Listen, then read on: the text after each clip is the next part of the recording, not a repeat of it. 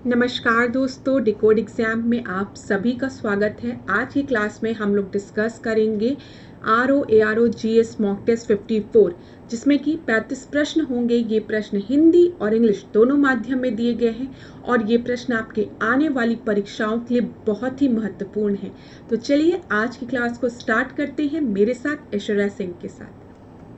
आज की क्लास को स्टार्ट करने से पहले थोड़ी सी इंफॉर्मेशन मैं आप लोगों को दे दूं फाउंडेशन कोर्स की, जो कि डिकोड एग्जाम आप लोगों के लिए लेकर आया है। इस फाउंडेशन कोर्स में एंटायर RO के सिलेबस को कवर किया गया है थ्रू वीडियो लेक्चर्स।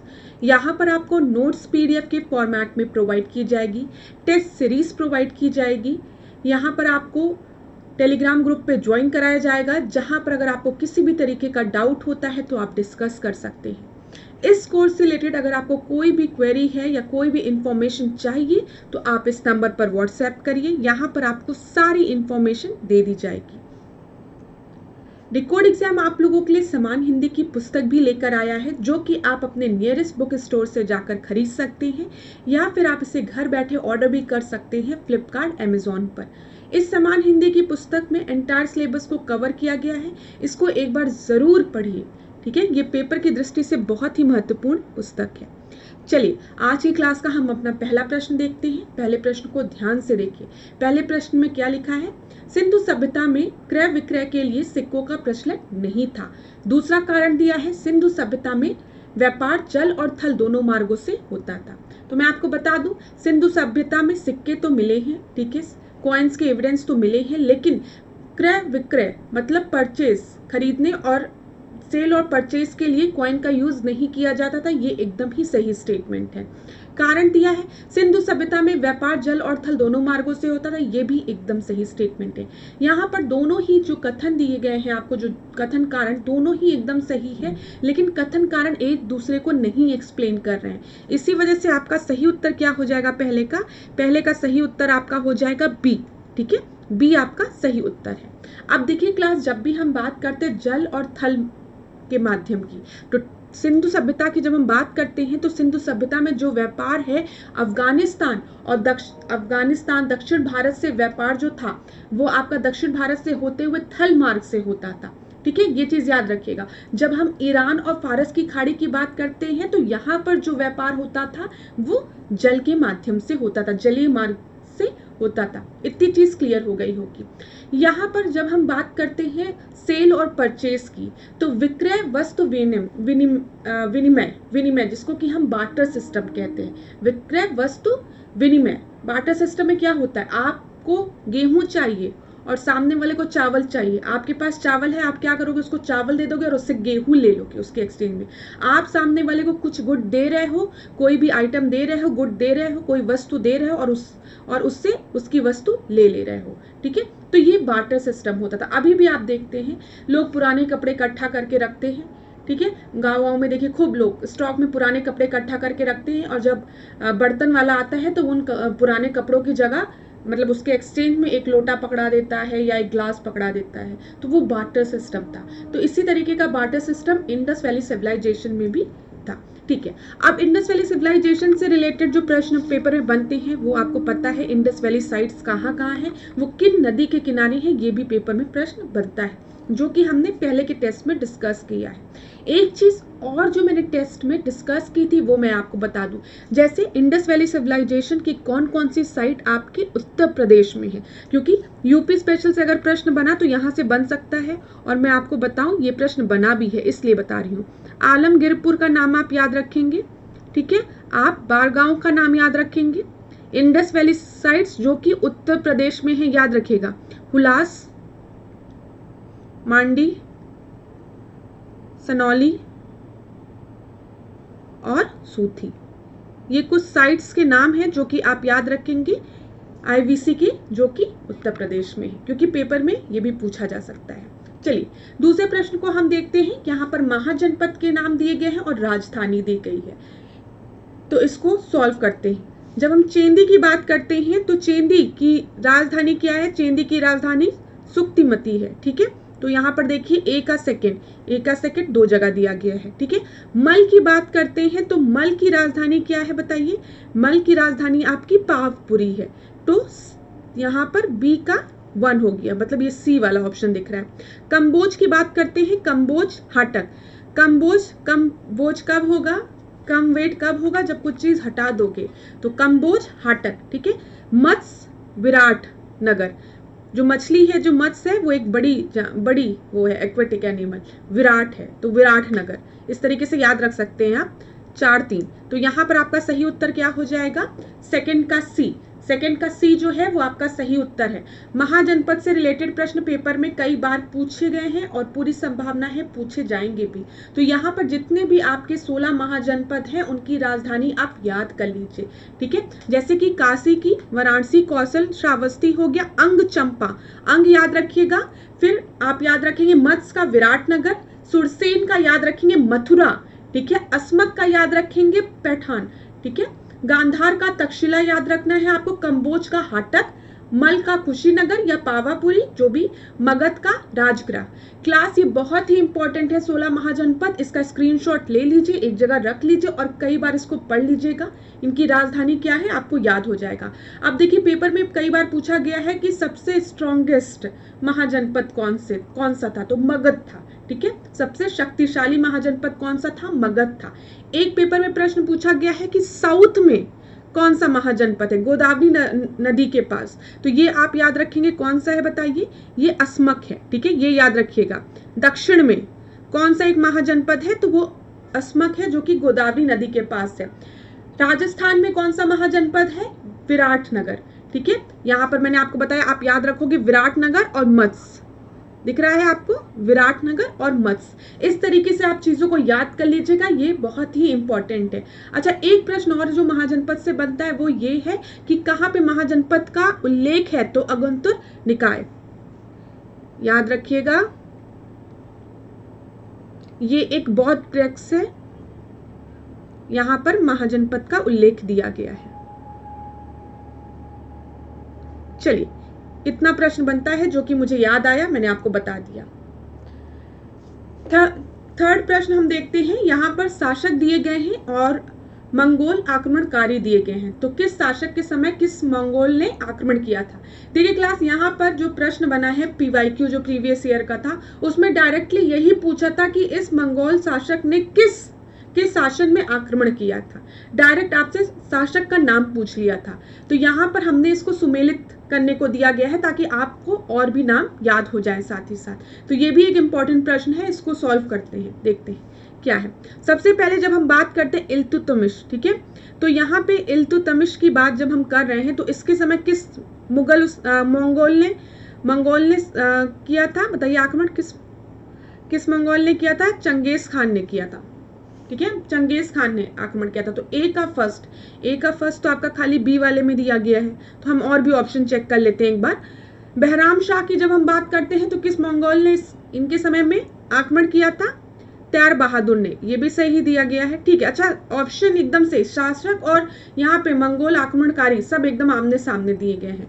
देखिए, अलाउद्दीन खिलजी की बात करें तो कादर खान, ठीक है, मोहम्मद बिन तुगलक की तो तरमाशरीन, तो यहाँ पर आपका बी जो है वो आपका सही उत्तर हो गया। एक बार हम लोग देख लेते हैं, बी आपका सही उत्तर है।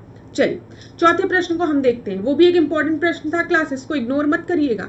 अगर आपको स्क्रीनशॉट लेना है तो इस प्रश्न का स्क्रीनशॉट ले लीजिए, अगर आपको नहीं आता है, और आता है फिर छोड़ दीजिए, कोई बात नहीं, पेपर में भी सॉल्व कर लीजिएगा।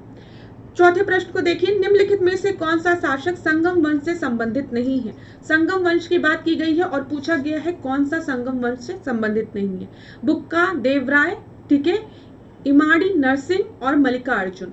तो यहाँ पर अगर आप देख पा रहे हो, आपने पढ़ा हो संगम डायनेस्टी का, तो बुक्का देवराय और मल्लिकार्जुन ये तीनों आपके संगम डायनेस्टी से रिलेटेड है, ठीक है। लेकिन जब हम इमाड़ी नरसिंह की बात करते हैं तो ये आपके संगम डायनेस्टी से नहीं, किससे रिलेटेड है, ये सुलभ डायनेस्टी से रिलेटेड है, ठीक है, ये आपका सुलभ डायनेस्टी से रिलेटेड है, याद रखिएगा। अब यहाँ पर कुछ इंपॉर्टेंट पॉइंट्स जो आपको अपने परीक्षा की दृष्टि से याद रखना है वो ये है, सल्लूक डायनेस्टी की अगर हम बात करते हैं तो सल्लूक डायनेस्टी की स्थापना किसने की थी, इसके संस्थापक कौन थे, तो आप याद रखेंगे नरसिंह ने इसकी स्थापना की थी, ठीक है।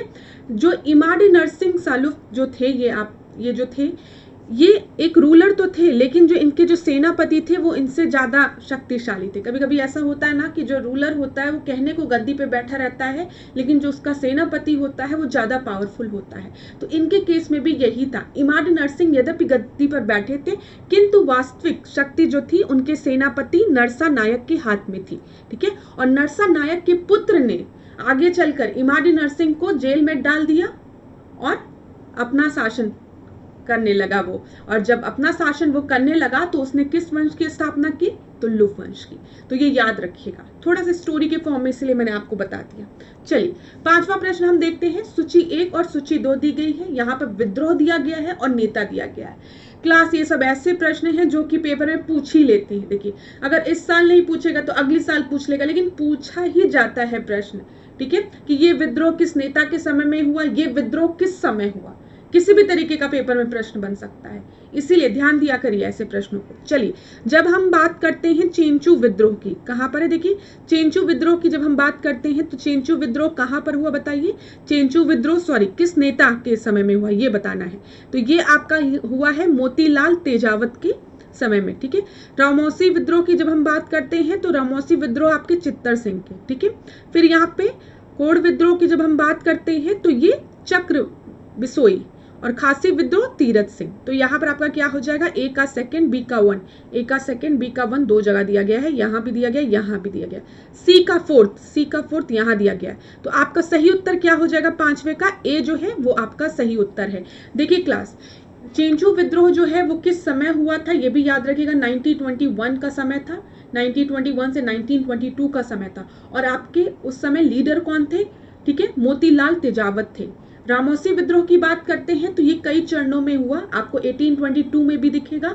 ठीक है, 1825 में भी कहीं कहीं, और 1839 में भी। तो परेशान नहीं होंगे। ठीक है, यहाँ पर आप लीडर का नाम याद रखेंगे। ठीक है, यहाँ पे लीडर का नाम क्या है? नेता चित्तर सिंह, नरसिंह, दत्तात्रेय, पेटकर आदि थे।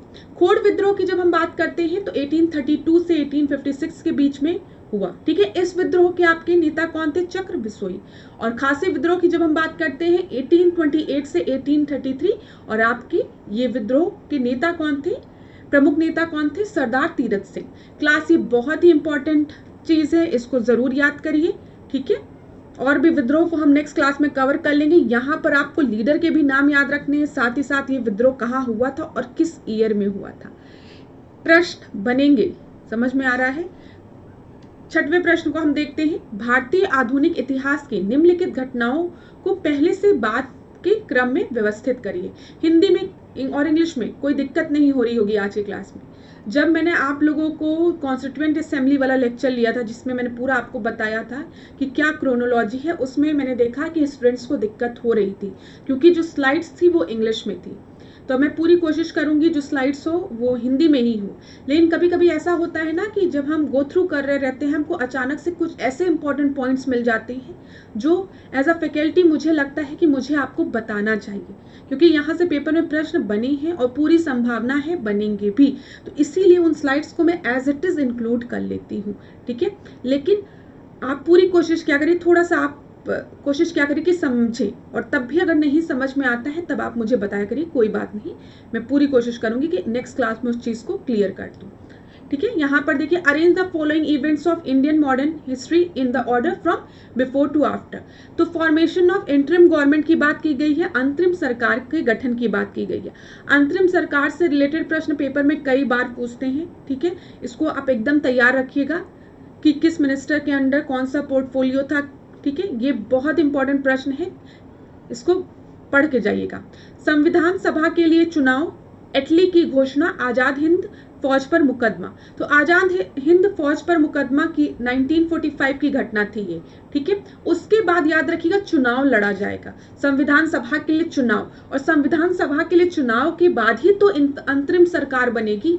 अब आप समझिए, अगर ये प्रश्न आपको नहीं भी आता था, आपको क्रोनोलॉजी नहीं भी पता थी, किसी ने नहीं पढ़ा, लेकिन आप इतना तो समझ सकते हैं कि एक बार चुनाव होगा संविधान सभा के लिए, उसके बाद अंतरिम सरकार का गठन होगा। ठीक है, तो 1945, 1946 की ये दोनों घटना है, फिर एटली घोषणा जो है वो आपकी बात की है। तो यहाँ पर आपका सही उत्तर क्या हो जाएगा अगर हम देखें तो 4, 2, 1, 3। अब आपको पता है जो ये भारत को आजादी मिली और उस समय इटली था, ठीक है। तो 4-2-1-3 यहाँ पर आपका सही उत्तर छठवें का सी है, छठवें का सी आपका सही उत्तर है। देखिए 20 फरवरी 1947 को इटली की घोषणा हुई थी, ठीक है। और संविधान सभा के लिए चुनाव कब हुआ था? 1946 में। किसके थ्रू? कैबिनेट मिशन के थ्रू। और अंतरिम सरकार का गठन कब हुआ था? 2 सितंबर 1946 को। 7वें प्रश्न को हम देखते हैं। वर्ष 1857 के विद्रोह का नेतृत्व मथुरा में किसके द्वारा किया गया था? ठीक है, यहाँ पे पूछा गया है किसने रिवॉल्ट ऑफ 1857 मथुरा में लीड किया था। देवी सिंह, ठीक है, गजाधर सिंह, कदम सिंह या फिर जय दयाल। तो मैं आपको बता दूं इस प्रश्न का जो सही उत्तर है वो क्या है? देवी सिंह ने 1857 के विद्रोह का नेतृत्व मथुरा में किया था, ठीक है। जब हम गजाधर सिंह की बात करते हैं तो गजाधर सिंह ने इसका नेतृत्व आपके गोरखपुर में किया था, ठीक है। कदम सिंह की जब हम बात करते हैं तो कदम सिंह मेरठ में थे। और जय दयाल सिंह की बात करते हैं तो ये राजस्थान में थे। तो याद रखिएगा 7 का जो सही उत्तर आपका है वो आपका ए आपका सही उत्तर था। अभी मैंने आपको बताया गजाधर सिंह ने गोरखपुर में, कदम सिंह ने मेरठ में और जय दयाल और हरद दयाल जो थे उन्होंने राजस्थान में के कोटा में विद्रोह को लीड किया था। 8वें प्रश्न को अब हम देखते हैं। निम्नलिखित कथनों में से सत्य कथन चुनिए। अब देखिए क्या है, प्रत्येक धन विधेयक एक वित्त विधेयक होता है, ठीक है। जितने भी मनी बिल्स होते हैं वो आपके फाइनेंस बिल होते हैं, ठीक है। एकदम सही स्टेटमेंट है, सत्य कथन की बात कर रहे हैं और पहला स्टेटमेंट आपका एकदम सही है। कहीं पे भी अगर लिखा रहे कि मनी बिल जो है वो आपका फाइनेंस बिल होता है, वित्त विधेयक होता है, तो वो एकदम सही है। लेकिन सारे वित्त विधेयक जो होते हैं वो आपके धन विधेयक नहीं होते। ये चीज याद रखिएगा, जो मनी बिल होता है वो फाइनेंशियल बिल का पार्ट होता है, लेकिन सारे फाइनेंशियल बिल आपके मनी बिल नहीं होते। कभी पेपर में इन दोनों टर्म्स को इंटरचेंज किया, इसको इधर उठा के रख दिया, इसको इधर उठा के रख दिया, स्टेटमेंट गलत हो जाएगा, ठीक है। ये समझ के रखिएगा। और जो बच्चे बहुत समय से तैयारी करें या जो बहुत सिंसियरली तैयारी करें उनको ये चीज समझ में आ गई होगी।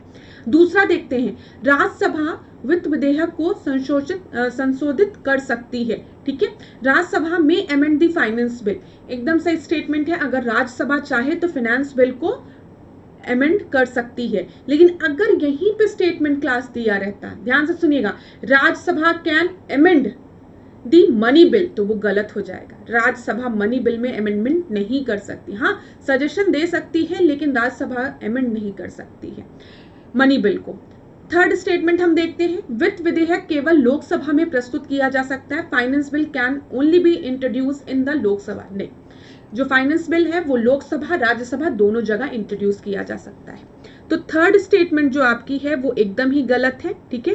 पहला आपका सही है, दूसरा आपका सही है। तो 1st and 2nd is right, मतलब ए आपका सही होगा। ट्रू पूछा गया है, सत्य कौन सा है पूछा गया है, ए जो है वो सही है।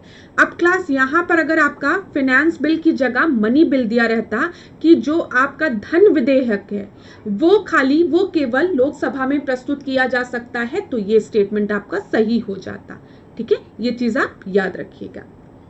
तो इस प्रश्न का जो सही उत्तर था वो आपका 14 था। ये याद रखिएगा, धन विधेयक पर राज्यसभा को मात्र 14 दिन का समय दिया जाता है कि 14 डेज में जो भी आपकी सजेशन है उसको आप दे दीजिए। जब लोकसभा में प्रस्तुत किया जाता है धन विधेयक और उसके बाद धन विधेयक को राज्यसभा में जब रखा जाता है तो वहां पर राज्यसभा उसमें अमेंडमेंट नहीं कर सकती है। 14 दिन का समय दिया जाता है कि आप देख लीजिए, ठीक है।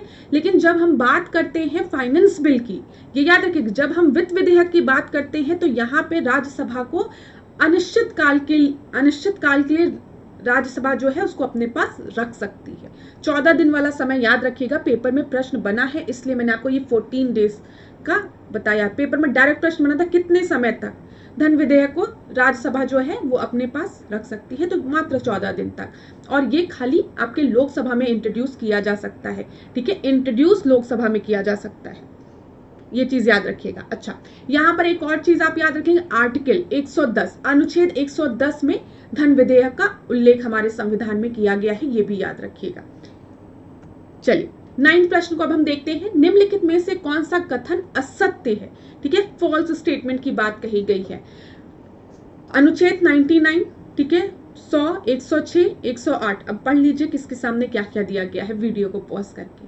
मैं आपको सही उत्तर बताऊंगी। अच्छा, ये जो आर्टिकल्स हम डिस्कस कर रहे हैं, अब अनुच्छेद से रिलेटेड हम प्रश्न अपने टेस्ट में शामिल कर रहे हैं, ये इंपॉर्टेंट है, यहाँ से प्रश्न बनते हैं। ठीक है, यहाँ पर असत्य कौन सा है, फॉल्स कौन सा है, वो है बी। देखिए बी जो है यहाँ पे लिखा है संसद सचिवालय की बात कही गई है, नहीं। 100 में जो आपके संसद सचिवालय की बात नहीं की गई है, यहाँ पर आपके सदनों में मतदान, लोकसभा अध्यक्ष द्वारा निर्णायक मतदान, ठीक है, और रिक्तियों की बात की गई है, ये चीज आप याद रखिएगा। अब कास्टिंग वोट की बात की जाती है ना, किसके पास, स्पीकर के पास कास्टिंग वोट है। इसमें क्या होता है, अब आप समझिए कि कोई बिल आया, ठीक है, 50 लोग ने इसको सपोर्ट किया, 50 लोग ने इसको सपोर्ट नहीं किया, तो क्या टाई हो गया ना, टाई हो गया। तो यहां पर मैं बस आपको एक एग्जाम्पल देके समझा रही हूँ कास्टिंग वोट होता क्या है। ठीक है, अध्यक्ष का जो निर्णायक मतदान होता है वो होता क्या है। कोई बिल आया, 50 लोगों ने सपोर्ट किया, 50 लोगों ने उसको विपक्ष में रहे, वो अब टाई हो गया। अब यहाँ पर जो स्पीकर है वो अपने जो अध्यक्ष है वो कास्टिंग वोट का यूज करेगा। मतलब अब अध्यक्ष ने अगर इसको सपोर्ट कर दिया तो यहाँ पे 51 हो गया और तुरंत ये बिल पास हो जाएगा। समझ में आ रहा है, उसके पास निर्णायक शक्ति होती है। ये भी पेपर में प्रश्न पूछा है तो याद रखिएगा आप। ठीक है, अनुच्छेद 100 के जो फर्स्ट क्लॉज के तहत लोकसभा अध्यक्ष अपने कास्टिंग वोट का प्रयोग केवल तब करते हैं, ये भी याद रखिए, केवल तब करते हैं जब किसी विषय के संदर्भ में हुए मतदान में सत्ता पक्ष और विपक्ष दोनों के वोट बराबर होने के कारण टाई हो जाती है। चलिए, अच्छा, यहाँ पे जो आपको एक दिया गया था कि पार्लियामेंट सेक्रेटरीट संसद सचिवालय की बात किस में कही गई है, तो ये आपके आर्टिकल 98 में कही गई है, अनुच्छेद 98 में। 10वें प्रश्न को अब हम देखते हैं, निम्नलिखित कथनों में से सत्य कथन को चुनिए। यहाँ पे ट्रू स्टेटमेंट को सुनना, एकदम ध्यान से पढ़िएगा। राज्यसभा में अविश्वास प्रस्ताव पास होने पर मंत्रिपरिषद को त्याग देना पड़ता है, ट्रू स्टेटमेंट बोला गया है। मैंने आपको पहले भी बताया है, दो तरीके के मोशंस होते हैं, एक सेंसर मोशन होता है और एक आपका क्या होता है, नो कॉन्फिडेंस मोशन। ठीक है, अविश्वास प्रस्ताव, जब अविश्वास प्रस्ताव पास होता है तो पूरे मंत्रिपरिषद को त्याग देना पड़ता है। लेकिन जब सेंसर मोशन आता है तब उसमें जरूरी नहीं है कि पूरे मंत्रिपरिषद को रिजाइन करना पड़े। यहाँ पर सेंसर मोशन एक मिनिस्टर के भी खिलाफ लगाया जा सकता है, ये चीज याद रखिएगा। और कारण आपको बताना पड़ता है सेंसर मोशन में कि कारण क्या है, किस कारण से आप सेंसर मोशन लाए हैं। लेकिन जब हम बात करते हैं नो कॉन्फिडेंस मोशन की, कॉन्फिडेंस ही नहीं है सरकार पे, जब सरकार पे कॉन्फिडेंस नहीं है तो सरकार को रिजाइन करना ही पड़ेगा। ठीक है, काउंसिल ऑफ मिनिस्टर्स को रिजाइन करना ही पड़ेगा।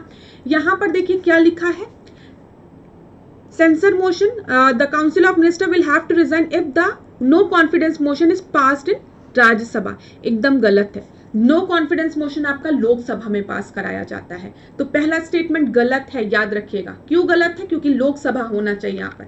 दूसरा हम पढ़ते हैं, लोकसभा में मंत्रिपरिषद के विरुद्ध अविश्वास का प्रस्ताव लाने हेतु न्यूनतम सदस्यों की संख्या 50 होनी चाहिए। देखिए दूसरा स्टेटमेंट क्या लिखा है, minimum number of members to move a no confidence motion against the council of minister in Lok Sabha should be 50। एकदम सही है। तो यहाँ पर आपका सही स्टेटमेंट क्या हो जाएगा, बी। केवल 2 सही है, यहाँ पर राज्यसभा की जगह अगर लोकसभा रहता तो ये आपका सही हो जाता, तो बी आपका सही है। चलिए 11वें प्रश्न को अब हम देखते हैं, निम्नलिखित कथनों में से कौन सा असत्य है। ठीक है, which of the following statement is false. ध्यान से पढ़िएगा, ये जरूर पढ़ लिया करिए, फॉल्स पूछा है कि ट्रू पूछा गया है। तो राष्ट्रपति द्वारा पारित अध्यादेश न्यायिक समीक्षा से परे है। The ordinance pass by the president is beyond the judicial review. रुके रहिए, संविधान के अनुच्छेद 123 द्वारा अध्यादेश जारी किया जा सकता है। जो ऑर्डिनेंस है वो किस आर्टिकल के थ्रू इशू किया जाता है, 123। ठीक है, एकदम सही है। तीसरा पढ़ते हैं, राष्ट्रपति किसी भी समय किसी अध्यादेश को वापस ले सकता है। प्रेसिडेंट ऑर्डिनेंस इशू करता है और प्रेसिडेंट के पास पावर होती है, वो किसी भी ऑर्डिनेंस को विड्रॉ कर सकता है किसी भी समय पे। एकदम सही है। ठीक है, डी देखते हैं, अध्यादेश उन्हीं मुद्दों पर जारी किया जाता है जिन पर संसद कानून बना सकती है। हाँ, ये बहुत बड़ी चीज है कि ऑर्डिनेंस खाली उन्हीं इश्यूज पे इशू किया जाता है, उन्हीं मैटर्स पे इशू, उसी मैटर्स पे आपके इशू किया जाता है, जिसमें कि पार्लियामेंट कैन ऑल्सो लेजिस्लेट। तो यहाँ पर BCD जो है वो एकदम सही है, यहाँ पे फॉल्स स्टेटमेंट बोला गया है। पहला स्टेटमेंट आपका गलत है, क्यों? जो ऑर्डिनेंस है वो बियॉन्ड द जुडिशियल रिव्यू नहीं है, ठीक है। 11th का आपका ए जो है वो आपका सही है। आप यहाँ पे समझिएगा, कूपर केस एक आया था 1970 में, ठीक है, जिसमें कि बोला गया था कि कूपर केस ने क्या कहा था कि राष्ट्रपति की संतुष्टि पर असद्भाव के आधार पर प्रश्न चिन्ह लगाया जा सकता है। इसका अर्थ है कि राष्ट्रपति द्वारा जो अध्यादेश जारी करने का निर्णय पर न्यायालय में इस आधार पर प्रश्न उठाया जा सकता है, ठीक है। इसमें क्या बोला गया था? उठाया जा सकता है। ऑर्डिनेंस जो इश्यू कर रहा है राष्ट्रपति, उस पर प्रश्न उठाया जा सकता है, एक न्यायिक प्रश्न। लेकिन 38 कॉन्स्टिट्यूशनल अमेंडमेंट 1975 में यह व्यवस्था कर दी गई थी कि राष्ट्रपति द्वारा जो भी अध्यादेश जारी किया जाएगा, ठीक है, वो उस पर अगर राष्ट्रपति संतुष्ट है, ठीक है, अगर राष्ट्रपति पूरी तरीके से संतुष्ट है तो उसमें किसी भी तरीके की न्यायिक समीक्षा नहीं की जाएगी। समझ में आ रहा है? किसी भी तरीके का जुडिशियल रिव्यू नहीं होगा। लेकिन बाद में एक और अमेंडमेंट लाया गया, 44th कॉन्स्टिट्यूशनल अमेंडमेंट, जिसमें क्या बोला गया कि अगर राष्ट्रपति ने कोई ऑर्डिनेंस इशू किया है तो उसे न्यायिक चुनौती दी जा सकती है। इसमें न्यायिक चुनौती, जुडिशियल रिव्यू देने की व्यवस्था कर दी गई। तो पूरा अगर आपको एक टाइमलाइन के थ्रू याद करना है तो आप याद कर सकते हैं, नहीं तो मैंने आपको डिस्क्राइब कर दिया है। लेकिन आप ये याद रखेंगे, जो कूपर केस 1970 का है वो इसी चीज से रिलेटेड है, जिसमें कि बोला गया था कि जुडिशियल रिव्यू लगाया जा सकता है, प्रश्न चिन्ह लगाया जा सकता है। चलिए 12वां प्रश्न अब हम देखते हैं। सूची 1 दी गई है, सूची 2 दी गई है। इस तरीके के प्रश्न पेपर में कई बार पूछे जाते हैं, ठीक है।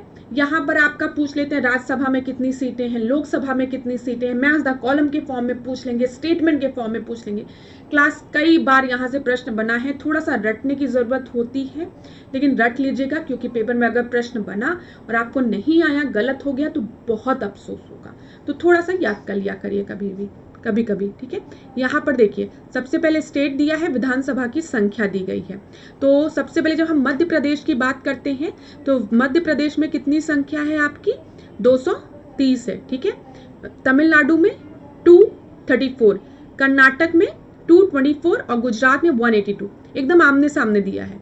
तो इस प्रश्न का जो सही उत्तर है वो क्या हो जाएगा? डी। 12वें का सही उत्तर आपका क्या हो जाएगा? डी आपका सही उत्तर हो जाएगा। चलिए, अच्छा, अगर उत्तर प्रदेश में विधानसभा की कुल सीटों की बात करें तो वो 404 है। 13 प्रश्न को देखिए, 13 प्रश्न को देखिए। भाखड़ा नांगल बांध के संदर्भ में निम्नलिखित कथनों में से असत्य कथन चुने, ठीक है। यहाँ पे फॉल्स स्टेटमेंट आपको चुननी है। तो क्या लिखा है? यह बांध विश्व का सबसे ऊंचा गुरुत्वीय बांध है, मतलब यहाँ ये this dam is the highest gravity dam in the world, ठीक है। दूसरा आपको दिया गया है, इस बांध के पीछे बने जलाशय का नाम स्वामी रामतीर्थ सागर सरोवर है। तो यहाँ पर जो दोनों ही स्टेटमेंट आपकी दी गई हैं वो आपकी फॉल्स है ना, और यहाँ पर आपसे बोला गया है प्रश्न में फॉल्स स्टेटमेंट बताइए। तो आंसर आपका क्या हो जाएगा? सी। 13 का आपका सी जो है वो सही उत्तर हो जाएगा, क्योंकि फॉल्स स्टेटमेंट आपको बताने को कहा गया था। अब देखिए, जब भी हम भाखड़ा नांगल की बात करते हैं तो सबसे पहले ये सतलज नदी पर है, ठीक है। ये 2 जगह बने हैं, भाखड़ा और नांगल, 2 स्थान पर बनाया गया है, उसी के नाम पर इसका नाम है भाखड़ा नांगल। ये दूसरा सबसे ऊंचा डैम है अगर गुरुत्वीय बांध की अगर हम बात करें, ठीक है। इसके पीछे यहाँ पे दिया गया था, इसके पीछे जो सरोवर बना है, जो रिजर्वॉयर बना है, उसका नाम आपका है गोविंद सागर। गोविंद सागर, ठीक है। और गोविंद सागर कहाँ पर है? हिमाचल प्रदेश में है। एक एक पॉइंट बहुत ही इंपॉर्टेंट है। यहाँ पर जब हम बात करते हैं स्वामी रामतीर्थ सागर लेक की, तो स्वामी रामतीर्थ सागर लेक जो है वो कहाँ पर है? वो आपका टिहरी बांध पर, टिहरी डैम के पीछे बना है। और टिहरी डैम परियोजना किस नदी पर है? ये भागीरथी और भिलकना के संगम पर निर्मित ये बांध है। चलिए 14 प्रश्न को अब हम देखते हैं। जो भी पॉइंट्स बताए हैं बहुत इंपॉर्टेंट बताए हैं। 14 प्रश्न को देखिए, कथन कारण। अल्ट्रा मेगा पावर प्रोजेक्ट में प्रत्येक संयंत्र की उत्पादन क्षमता 2000 मेगावाट तक होती है, ठीक है। अल्ट्रा मेगा पावर प्रोजेक्ट जो होते हैं उसमें जनरेशन कैपेसिटी जो होती है प्लांट्स की वो अप टू 2000 मेगावाट होती है। कारण आपको दिया गया अल्ट्रा मेगा पावर प्रोजेक्ट कोयला आधारित परियोजना है। तो मैं आपको बता दूं, यहाँ पे जो आर स्टेटमेंट दिया है कि अल्ट्रा मेगा पावर प्रोजेक्ट जो होते हैं वो कोल बेस्ड प्रोजेक्ट होते हैं। ये एकदम ही सही स्टेटमेंट है आपका, ठीक है। यहाँ पर जो पहला है, इनके जनरेशन कैपेसिटी, उत्पादन क्षमता जो है वो 2000 मेगावाट तक होती है, ये गलत है, ये 4000 मेगावाट तक होती है। तो यहाँ पर आपका A is false, R is correct, तो डी आपका सही उत्तर होगा। एक बार हम लोग चेक भी कर लेते हैं, डी आपका सही उत्तर है, ठीक है। इतना हो गया। अब यहाँ पर देखिए क्लास, हम कुछ एक दो अल्ट्रा मेगा पावर प्रोजेक्ट्स की बात कर लेते हैं। जैसे गुजरात में मुंद्रा, ठीक है, गुजरात में मुंद्रा, कर्नाटक में तादरी, ठीक है, तमिलनाडु में चेय्यूर, मध्य प्रदेश में याद रखेंगे आप सासन, छत्तीसगढ़ में अलकतारा और आंध्र प्रदेश में न्यूनीपल्ली। यहाँ पर लिखा भी है, अगर आप देखेंगे स्लाइड में, यहाँ पर नीचे दिया गया है, ये इंपॉर्टेंट है क्योंकि मैंने आपको पहले भी बताया है कि nuclear power plant, hydro project, यहाँ से पेपर में ज्योग्राफी, इंडियन ज्योग्राफी के प्रश्न बन जाते हैं, तो याद कर लिया करिए। चलिए 15 प्रश्न को अब हम देखते हैं। निम्नलिखित में से किस राज्य संघ शासित प्रदेश में काली मृदा का विस्तार नहीं पाया जाता है? ब्लैक सॉइल की बात की जा रही है, और आप सभी को पता है कि जो कॉटन की खेती होती है, जिसको कि हम व्हाइट गोल्ड कहते हैं, वो ब्लैक सॉइल में मेनली होती है, ठीक है। Jammu and Kashmir, Maharashtra, Gujarat, western Madhya Pradesh. अब मैं फिर कहूंगी, अगर किसी को बिल्कुल भी किसी ने नहीं पढ़ा है सॉइल के बारे में और वो ये प्रश्न देख रहा है, तो वो किस तरीके से हल करेगा? महाराष्ट्र, गुजरात, मध्य प्रदेश इधर की तरफ है, मतलब भारत का नक्शा थोड़ा याद करो, और जम्मू कश्मीर तो ऊपर है, तो सॉइल में तो डिफरेंस होगा। तो इस प्रश्न का सही उत्तर क्या हो जाएगा? जम्मू कश्मीर, ठीक है।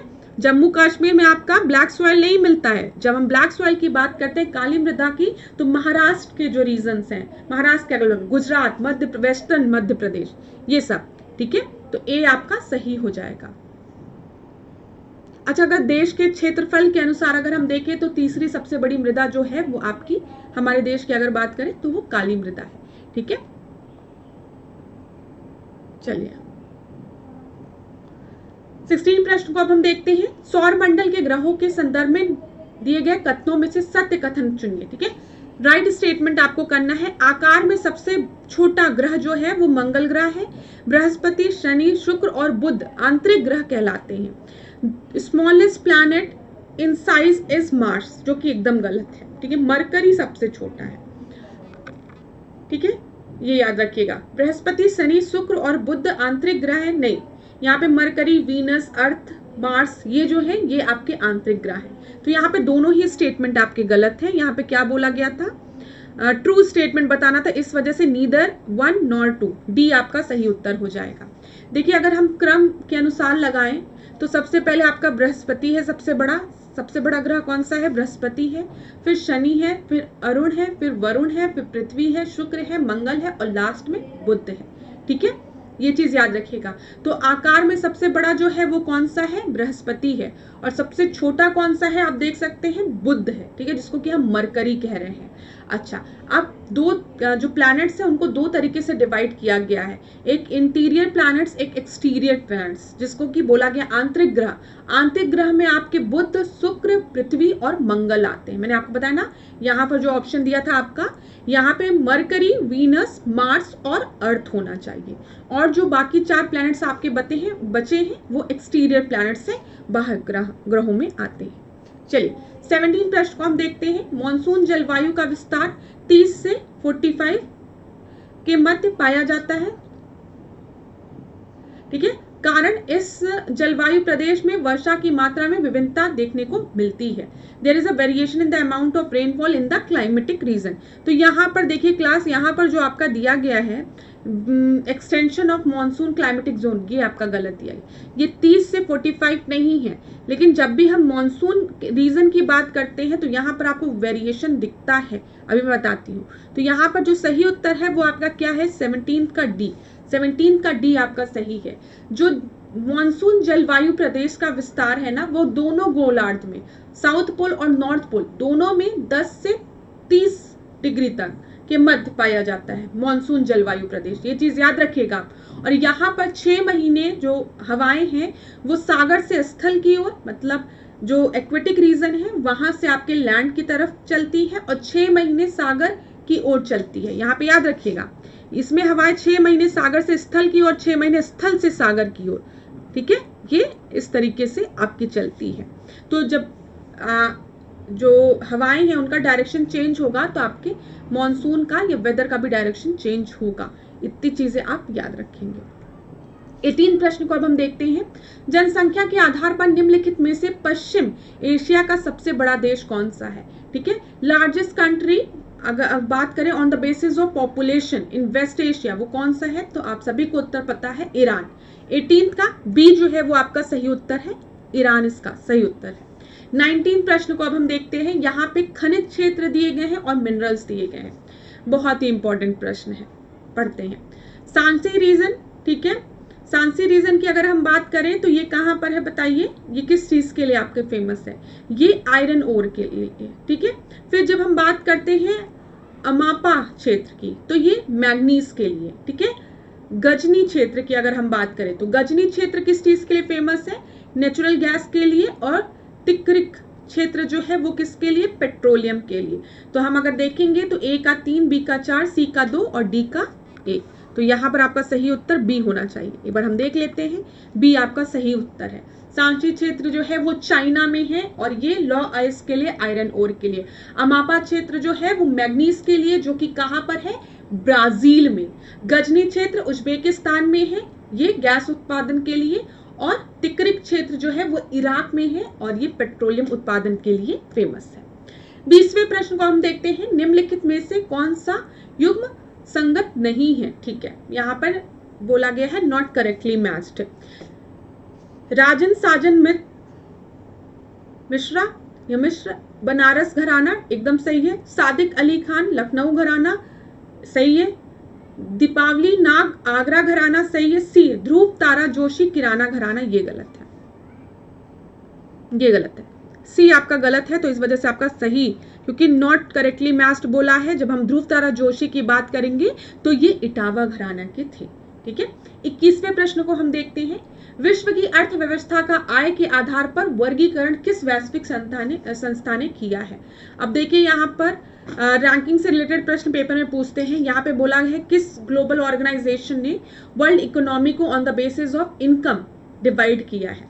अंतरराष्ट्रीय मुद्रा कोष IMF की बात की गई है, एशिया विकास बैंक की बात की गई है, एशियन डेवलपमेंट बैंक की, विश्व व्यापार संगठन WTO की बात की गई है और आखिरी में विश्व बैंक दिया गया है। तो यहाँ पर आपका सही उत्तर क्या है? डी है, ठीक है, डी आपका सही उत्तर है। जब हम बात करें विश्व बैंक की तो विश्व बैंक ने अर्थव्यवस्था का आय के आधार पर वर्गीकरण किया है, क्लासिफिकेशन किया है on the basis of income, और 4 वर्गों में, 4 समूहों में इसको बांटा है।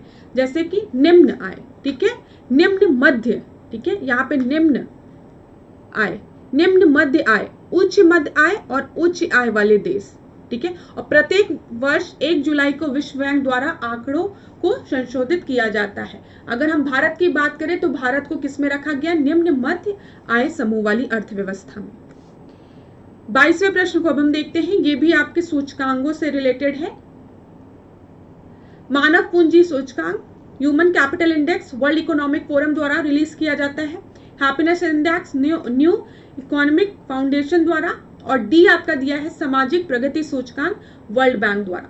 तो यहाँ पर जो क्लास आपका फर्स्ट और सेकंड ऑप्शन है वो आपका एकदम सही है, लेकिन जो थर्ड ऑप्शन है वो आपका गलत है। फर्स्ट सेकंड आपका सही है, ए मैच्ड, करेक्टली मैच्ड बोला है ना, इसलिए आपका सही उत्तर क्या हो जाएगा? ए। जब हम बात करते हैं सामाजिक प्रगति सूचकांक की तो ये किसके द्वारा रिलीज किया जाता है? Institute for competitiveness and social progress imperative द्वारा। ये चीज याद रखिएगा, institute for competitiveness and social progress imperative द्वारा सामाजिक प्रगति सूचकांक रिलीज किया जाता है। 23वें प्रश्न की हम बात करते हैं। औद्योगिक नीति 1991 के संदर्भ में निम्नलिखित कथनों में से कौन से कथन सत्य हैं? ठीक है, करेक्ट पूछा गया है, ट्रू स्टेटमेंट। उन उद्योगों को संख्या हटाकर, मतलब उद्योगों की संख्या को घटाकर 18 कर दी गई थी जिन्हें लाइसेंस की जरूरत है। अच्छा, आप लोगों को पता है 1991 ये 2 का जो समय था, इस समय हमने LPG की बात कही ना, LPG, लिबरलाइजेशन, प्राइवेटाइजेशन और ग्लोबलाइजेशन, ये पता है ना आपको, लिबरलाइजेशन, प्राइवेटाइजेशन और ग्लोबलाइजेशन, याद रखिएगा। इसके पहले जो कंपनीज थी उनको लाइसेंस की ज़रूरत होती थी, कोई भी कंपनी खुलनी है तो उसको लाइसेंस की ज़रूरत होती है, बहुत ज़्यादा ही रिस्ट्रिक्शन था, उसी को लिबरल करने की बात कही गई। यहाँ पे जो लाइसेंस रूल था, जो एल था, जो लाइसेंस रूल था, उसको क्या कर दिया गया, लिबरल कर दिया गया। अब मात्र कुछ ही कंपनीज थी जिनको लाइसेंस की ज़रूरत होती थी खुलने के लिए, और बोला गया उनकी संख्या घटाकर 18 कर दी गई थी, ठीक है।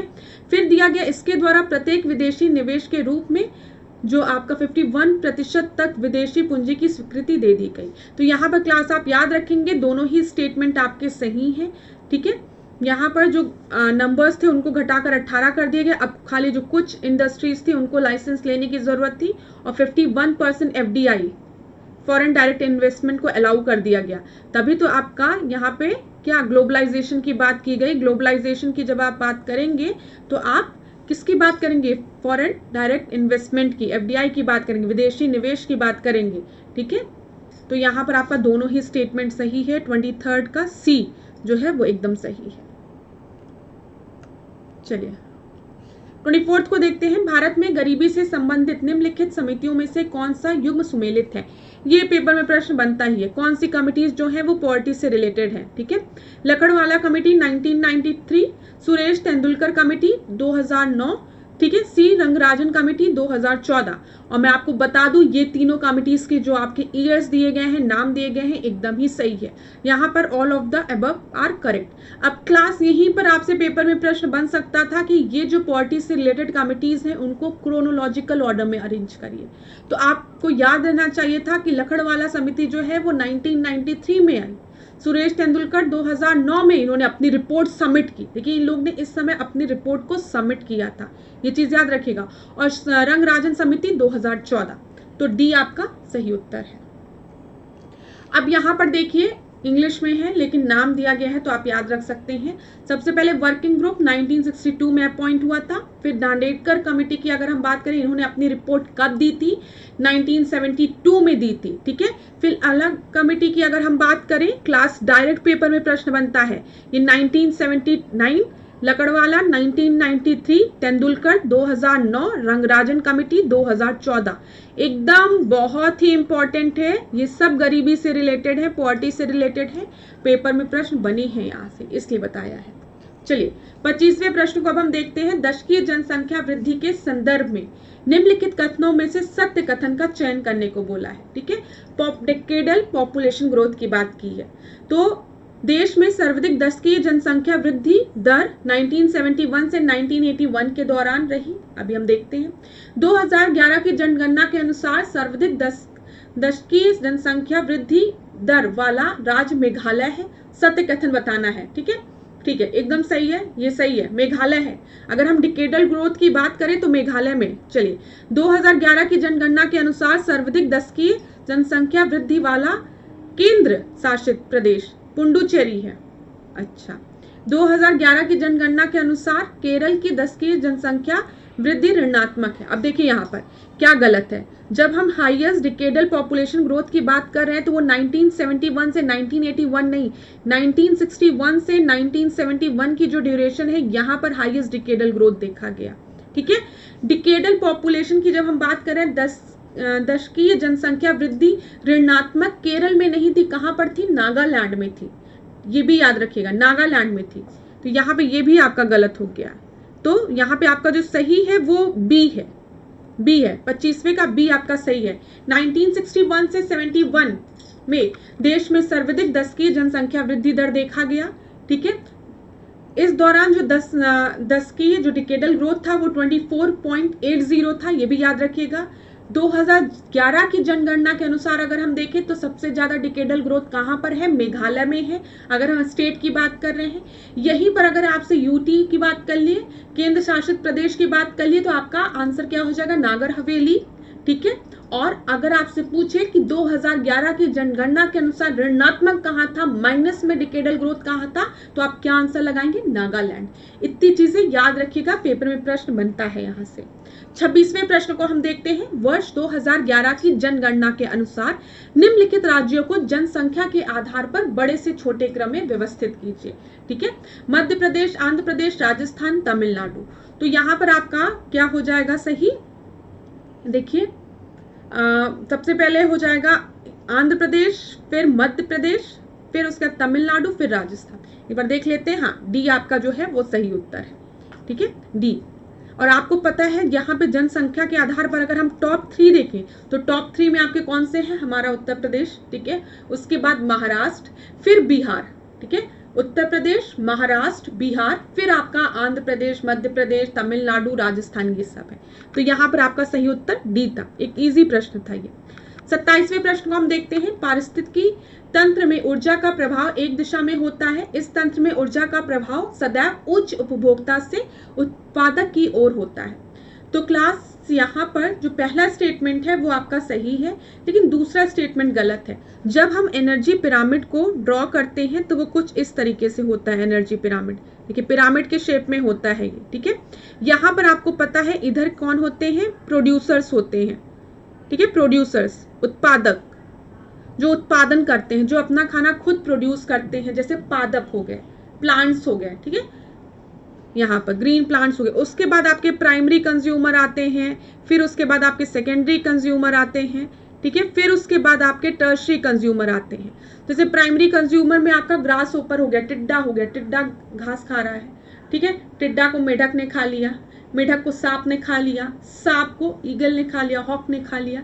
तो इस तरीके से आपका जो कंज्यूम, ये पूरा जो फूड चेन बनती है। ठीक है, तो ये एक ट्रॉपिक लेवल होते हैं। जैसे प्रोड्यूसर्स एक ट्रॉपिक लेवल पे होते हैं, ये इसको क्या कहा जाता है? ट्रॉपिक लेवल्स कहा जाता है। तो ये प्रोड्यूसर्स का पहला ट्रॉपिक लेवल हो गया। फिर यहाँ पर कंज्यूमर्स हो गए, यहाँ पर ये दूसरा ट्रॉपिक लेवल हो गया, ये तीसरा हो गया, चौथा हो गया। ठीक है, ये चीज आपको समझ में आ गई। लेकिन आप हमेशा याद रखेंगे जो एनर्जी फ्लो होता है वो यूनिडायरेक्शनल होता है। इस तरीके से एनर्जी फ्लो होता है। और जब हम एक ट्रॉपिक लेवल से दूसरे ट्रॉपिक लेवल की तरफ जाते हैं तो खाली 10% एनर्जी ही आगे पास होती है। समझ में आ रहा है मैं क्या कहना चाह रही हूँ? अगर प्रोड्यूसर के पास जो एनर्जी का फ्लो है वो आपका कितना है? 1000 है, हम सपोज करके चल रहे हैं, तो दूसरे ट्रॉपिक लेवल पे कंज्यूमर के पास इसका खाली 10% ही एनर्जी पास होगी। अब इसके 10% निकाल लो तुम लोग, अच्छा करते हो, तो यहाँ पे कितना हो जाएगा? 100 हो जाएगा। समझ में आ रहा है? फिर इसके बाद इसका खाली 10%, तो ये आपका कितना हो जाएगा? 10 हो जाएगा, फिर 1 हो जाएगा। तो जो एनर्जी फ्लो होती है वो आपका यूनिडायरेक्शनल होती है, और जो प्रोड्यूसर्स होते हैं उनके पास हाई एनर्जी होती है। जैसे जैसे हम फूड चेन में ऊपर की तरफ मूव करेंगे, एनर्जी का जो फ्लो होता है, जो ऊर्जा का प्रभाव होता है वो घटता जाता है। यहाँ पे 10% लॉ वाला, रूल वाला लगता है। खाली 10% ऊर्जा जो होती है वो एक लेवल से दूसरे लेवल में ट्रांसफर होती है। तो यहाँ पर आपका इकोसिस्टम में वन डायरेक्शन पहला सही है लेकिन दूसरा गलत है। ठीक है, A is true but R is false. क्यों? क्योंकि तंत्र में ऊर्जा का प्रभाव सदैव उच्च उपभोक्ता से उत्पादक की ओर नहीं, उत्पादक से उच्च उपभोक्ता की ओर होता है। यहाँ पे सी आपका सही है। चलिए 28वां प्रश्न देखते हैं। दिवस दिया गया है और तिथि दी गई है। तो यहाँ पर आपका वर्ल्ड वाटर डे की बात कही गई है। बताइए वर्ल्ड वाटर डे कब मनाया जाता है? अर्थ डे की बात की गई है। तो अर्थ डे तो आप सभी को पता है 22 अप्रैल। तो बी का हम देखें, बी का एक मिनट, बी का सेकंड कहीं दिया है? देखो बहुत, हाँ बी का सेकंड, तो डी आपका सही हो जाएगा। अर्थ वाटर डे आपका 22 मार्च को मनाया जाता है। फॉरेस्ट्री डे आपका 21 मार्च को। वर्ल्ड वाइल्ड लाइफ डे 3 मार्च को। सॉरी, हाँ इसको मिला लो यार, ये देखो क्या हो गया, ये इसका हो गया वर्ल्ड वाटर डे 22 मार्च। अर्थ डे आपका, ये तो मैंने आपको बताया, ये बी वाला दिया गया है। ठीक है, वर्ल्ड फॉरेस्ट्री डे 3 मार्च, सॉरी मैंने गलत बोल दिया था, 3 मार्च। ठीक है, और वर्ल्ड वाइल्ड लाइफ डे 21 मार्च। तो डी आपका सही उत्तर हो जाएगा। क्लास क्या इसमें दिक्कत हो रही है? 22 अर्थ डे 22, तो बी तो यही दिया है खाली, सी कैसे है? 22 मार्च को हम इसको देखते हैं एक बार। विश्व जल दिवस 22 मार्च, सही है एकदम। फिर ठीक है, विश्व अर्थ डे की बात करें पृथ्वी की तो 22 अप्रैल एकदम सही है। ठीक है, फिर 21 मार्च को अंतर्राष्ट्रीय वन दिवस मनाया जाता है। 21 मार्च को वर्ल्ड वाइल्ड लाइफ डे 21 मार्च। ठीक है, वर्ल्ड फॉरेस्ट्री डे 3 मार्च में प्रतिवर्ष वन,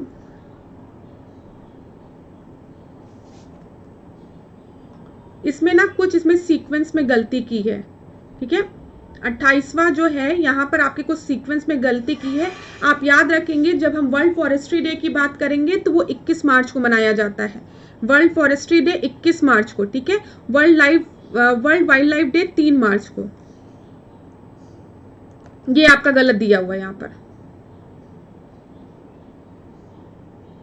ये यहाँ पे जो उत्तर दिया है सी, इसको सही कर लीजिएगा, ये गलत दिया है, ठीक है। आप यहाँ से सीधे पकड़ सकते थे जब बी सही है। बी जैसे क्या होता है, यूपी पीसीएस आरओ के एग्जाम में गलत प्रश्न बन जाता है ना, वैसे यहाँ पे भी टेस्ट में आपका गलत प्रश्न बन गया, उत्तर गलत दे दिया है। तो आप याद रखिएगा, अर्थ डे 22 हो गया, वाटर डे 22, अर्थ डे 22 अप्रैल हो गया, वाटर डे 22 मार्च हो गया, ठीक है। वर्ल्ड फॉरेस्ट्री डे की अगर हम बात करें तो वो आपका 21 मार्च हो गया, और अगर हम वाइल्ड लाइफ डे की बात करें तो वो आपका 3 मार्च है। अब इसमें कोई भी कंफ्यूजन नहीं होनी चाहिए, यहाँ पे ऑप्शन आपका गलत था जो कि मैंने सही करा दिया। चलिए 29 देखते हैं, निम्नलिखित में से कौन सा युग्म संगत नहीं है, ठीक है। Which of the following is not correctly matched. फसल दिया है, कीट दिया है, तो धान, मक्का, मूंगफली, आलू, यहाँ पे आरोप में प्रश्न बनता है। तो यहाँ पे पोटैटो जो दिया है, पोटैटो में पिंक इंसेक्ट दिया है, ये गलत है, ठीक है। पोटैटो में पिंक इंसेक्ट नहीं होता है। गुलाबी कीट की अगर हम बात करें तो गुलाबी कीट, धब्बेदार सुंडी, फिर इसके बाद पत्ती, लपेटक आदि जो होते हैं वो कपास में होते हैं, कॉटन में। तो डी आपका सही उत्तर था। 30 प्रश्न को देखते हैं। अग्नाशय के संदर्भ में निम्नलिखित विकल्पों में से कौन सा सही है, चयनित करना है, ठीक है। इसमें से पेनक्रियास की बात की गई है, या शरीर की सबसे बड़ी ग्रंथि है। दूसरा, इसका सर्वाधिक भाग एंडोक्राइन ऊतक का बना होता है। तो यहाँ पर क्लास आप क्या याद रखेंगे, यहाँ पर दोनों ही ऑप्शन आपके गलत हैं। जब भी हम पेनक्रियास की बात करते हैं तो जो पेनक्रियास है वो दूसरी सबसे बड़ी ग्रंथि होती है, ठीक है। पहली सबसे बड़ी ग्रंथि कौन सी होती है, आप मुझे बताएंगे। और जो पेनक्रियास है, इनका लोकेशन कहाँ होती है, ये आपके एब्डोमेन, ठीक है, ये याद रखिए, एब्डोमेन में होती है, ठीक है। शरीर की सबसे बड़ी ग्रंथि यकृत होती है, लिखा हुआ है यहाँ पर। अब आपको आंसर पता चल गया, गलती कर दी मैंने, आपसे प्रश्न पूछा था, उत्तर भी मैंने आपको बता दिया, तो ठीक है। जिन्होंने कमेंट में लिखा बहुत अच्छी बात है, जिन्होंने नहीं लिखा वो जान लीजिए, यकृत होती है। अब यहाँ पर देखिए, जब हम पेनक्रियास की बात करते हैं तो आप याद रखिएगा, पेनक्रियास के 2 फंक्शंस होते हैं, ठीक है। एक्सोक्राइन फंक्शन और एंडोक्राइन फंक्शन, दोनों फंक्शन होते हैं। एक्सोक्राइन फंक्शन जो होता है, इट हेल्प्स इन डाइजेशन। हमेशा याद रखिएगा क्लास, जब भी हम पेनक्रियास की बात करेंगे तो पेनक्रियास के 2 फंक्शन होते हैं, एक्सोक्राइन फंक्शन और एंडोक्राइन फंक्शन। जब भी हम एक्सोक्राइन फंक्शन की बात करेंगे तो पेनक्रियास डाइजेशन के में हेल्प करता है, याद रखिएगा। पेनक्रियास जो है वो डाइजेशन में हेल्प करता है। दूसरी चीज आप क्या याद रखेंगे, जो पेनक्रियास है वो एंडोक्राइन ग्लैंड की तरह भी यूज करता है। कैसे, वो जो ब्लड शुगर होती है उसको रेगुलेट करता है, ब्लड शुगर को रेगुलेट करता है। इजलेट ऑफ लैंगरहैंस, देखिए लैंगरहैंस की दीपिकाओं, ठीक है, ये पेपर में पूछता है कहाँ पे होती हैं, तो ये आपके अग्नाशय में होती है, पेनक्रियास में होती है, ठीक है।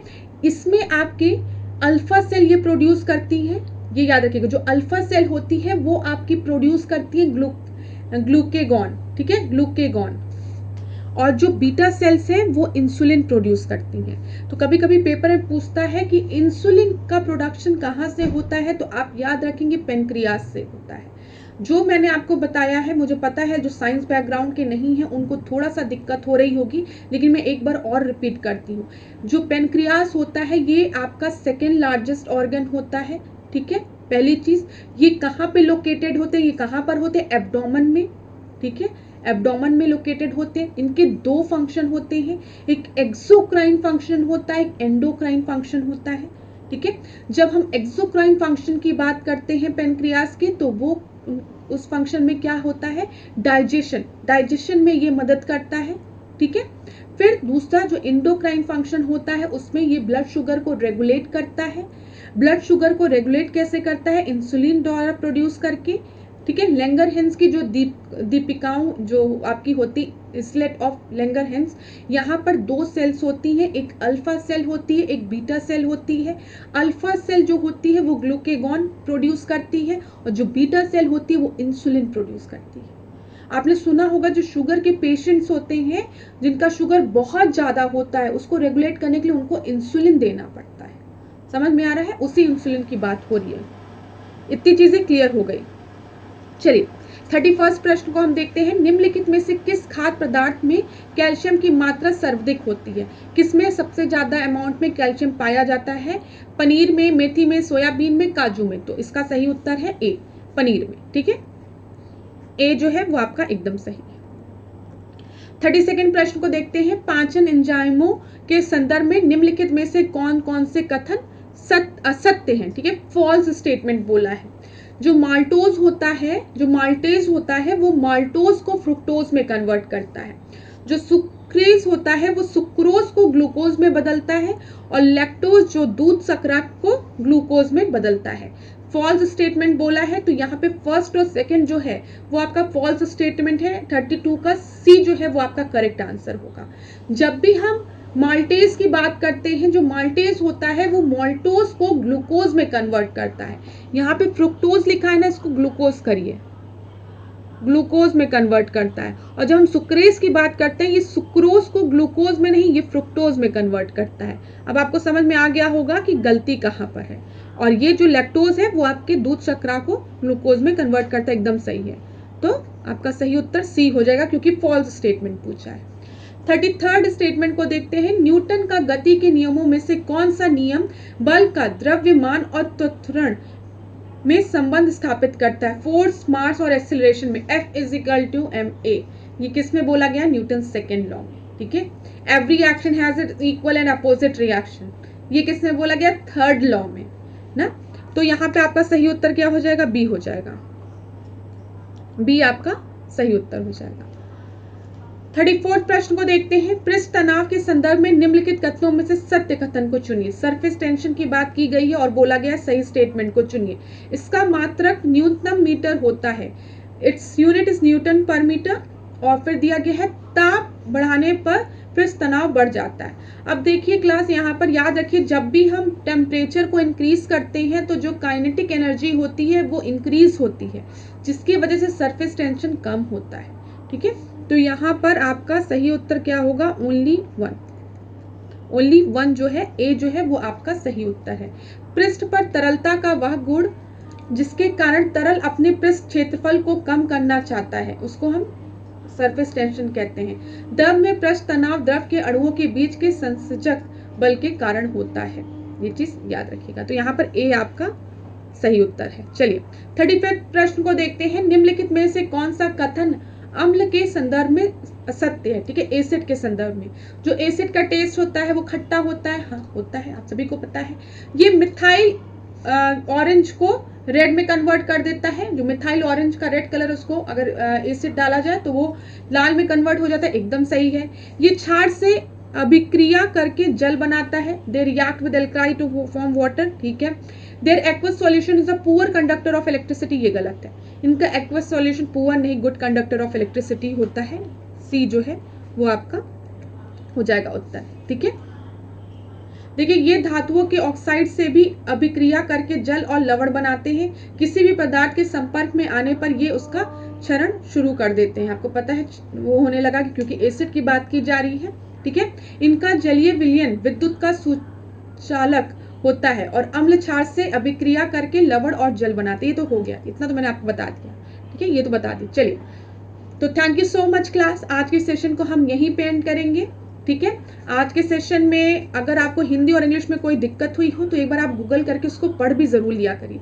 देखिए बात ये है कि हम आपको पढ़ाते हैं, आपको चीज़ें समझ में आती है, बहुत अच्छी बात है, मुझे भी बहुत अच्छा लगता है। लेकिन अगर थोड़ा सा कहीं पे डाउट हो रहा हो या कोई चीज़ नहीं समझ में आ रही तो कमेंट बॉक्स में या तो आप पूछ लीजिए, हम नेक्स्ट क्लास में उस प्रश्न को डिस्कस कर लेंगे। ठीक है, अगर लैंग्वेज की दिक्कत हो रही है या कोई भी दिक्कत हो रही आप बता दीजिए, मैम इस क्वेश्चन नंबर को एक बार और डिस्कस कर लीजिए। तो नेक्स्ट टेस्ट को जब हम स्टार्ट करेंगे उसके पहले उस प्रश्न को आपके लिए डिस्कस कर लिया जाएगा। कमेंट बॉक्स ही हमारे और आपके बीच में माध्यम है, एक सोर्स है कम्युनिकेशन का, तो वहाँ पे आप मुझे बता सकते हैं, सजेशन दे सकते हैं। मैंने अभी टेस्ट के पहले देखा कि कुछ बच्चों ने बोला है, कुछ स्टूडेंट्स ने बोला है किसी स्पेसिफिक फील्ड के क्वेश्चंस को इंक्लूड करने को, तो उसको हम लोग नेक्स्ट क्लास में इंक्लूड ज़रूर करेंगे आप लोगों के सजेशन पे। और खूब पढ़िए, खूब आगे बढ़िए, आपका दिन मंगलमय हो। मेरे साथ ऐश्वर्या सिंह के साथ डिकोड एग्जाम के साथ बने रहिए। धन्यवाद।